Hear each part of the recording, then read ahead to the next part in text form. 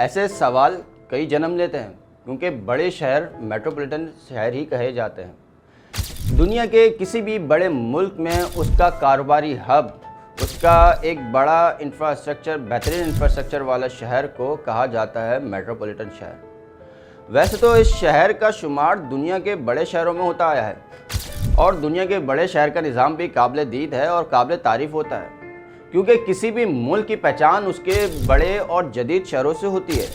और दुनिया के जितने भी बड़े शहर, इनमें से ज़्यादातर शहर को मेट्रोपॉलिटन शहर कहा जाता है और इसकी वजह यहाँ का बेहतरीन और जदीद निज़ाम कहलाता है। जो बड़े शहर होते हैं कारोबारी लिहाज से भी बहुत अहमियत के हामिल होते हैं और दूसरी तरफ सयाहत के लिए भी मौजू करार पाए जाते हैं। मुख्तसरन ये कहा जाए, किसी भी मुल्क की तरक्की की तरफ देखना हो तो उसके मेट्रोपॉलिटन शहर देखे जाएं। अब बात करते हैं ऐसे मुल्क की जहां आबादी भी करोड़ों में है। 20 करोड़, 22 करोड़, 23 करोड़ से ज़्यादा आबादी है और इस मुल्क के नौजवान आबादी का अंदाज़ा लगाया जाए तो वो भी 60 से 65% तक है। किसी भी मुल्क की नौजवान की आबादी अगर 60% से ज़्यादा हो या 60% हो तो ये एक खुदा की नेमत समझा जाता है। तो दूसरी तरफ ज़राअती शोबे को देखा जाए तो इस हिसाब से भी अहमियत का हामिल है। इसके साथ साथ इस मुल्क में कुदरती वसाइल भी हैं, कुदरती वसाइल से लेस मुल्क है। और इस मुल्क के सबसे बड़े शहर की बात की जाए, जिसे कारोबारी हब भी कहा जाता है, जहाँ समंदर और दुनिया के बेहतरीन पोर्ट्स भी हैं और कई लिहाज से मेट्रोपॉलिटन शहर कहलाने का हकदार भी है। लेकिन इस शहर की बदकिस्मती कह लीजिए या फिर सियासी रस्साकशी कह लीजिए या हुकूमती नाअहलियाँ कह लीजिए, गर्ज के ये शहर मुल्क के 60 से 65% रेवेन्यू कमा कर देता है। फिर भी इसकी हालत किसी उजड़े हुए गांव में बहुत ही कदीम तरीन लूटी पिटी बर्बाद झोपड़ी की सी हो गई है। और ये झोपड़ी जिस ज़मीन पर वाक़े है, इस पर आकर अपना हक तो हर कोई जमाता है, लेकिन इस झोपड़ी को सही नहीं करता। आखिर क्यों?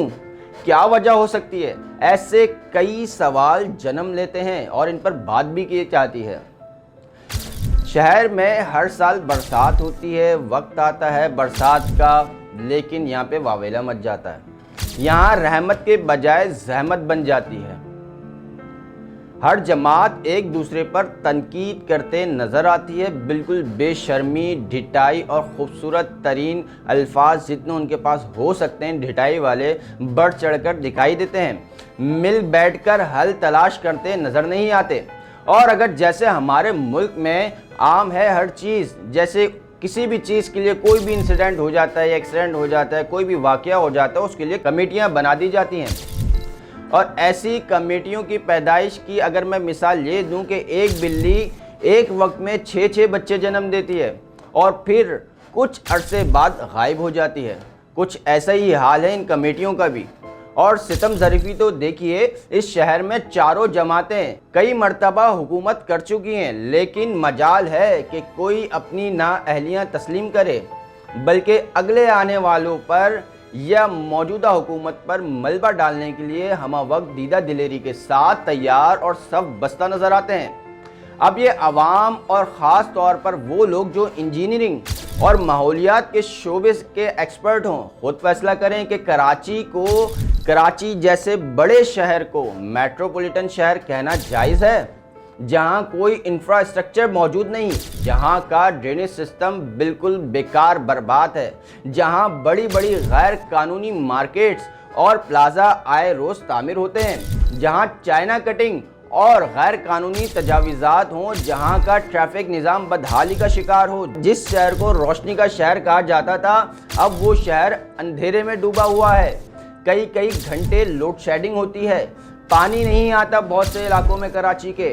क्या कराची वाकई मेट्रोपॉलिटन शहर कहलाने के मयार पर पूरा उतरता दिखाई देता है? फैसला आप खुद करें।